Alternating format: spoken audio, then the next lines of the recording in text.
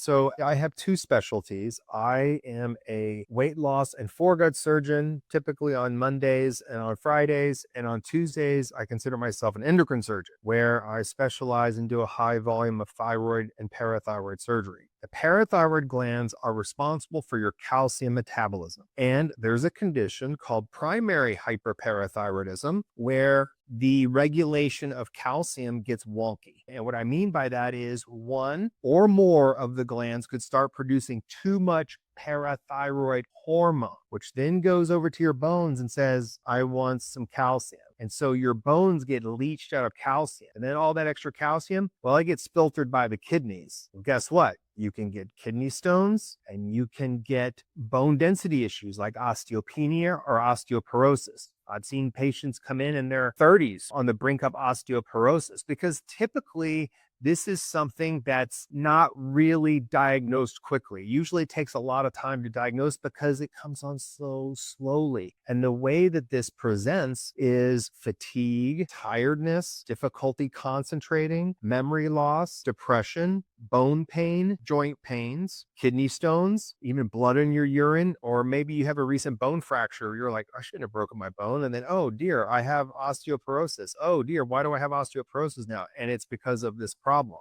Typically, when patients get labs, calcium is included in your basic labs, but your parathyroid hormone's not. So you can be riding high on calcium and it can be going on for years and it just kind of flies under the radar because, your primary care doctor might say, you know what, we're going to check that one more time and maybe there's not a change, but it's very important if you're going to get your calcium checked, you need to get your PTH level checked also.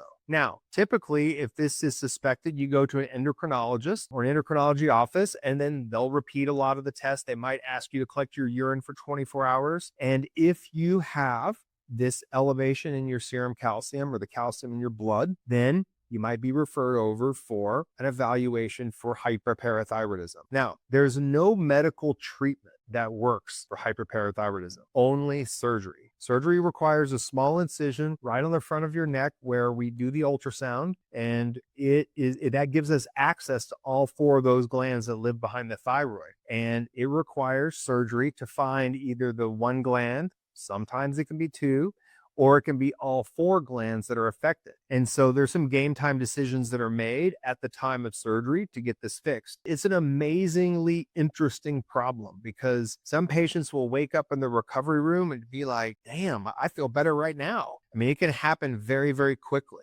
It's nice when patients come in and say, the sun is brighter and the shades are higher and I have more energy. I didn't realize how lousy I've been feeling. It's pretty cool.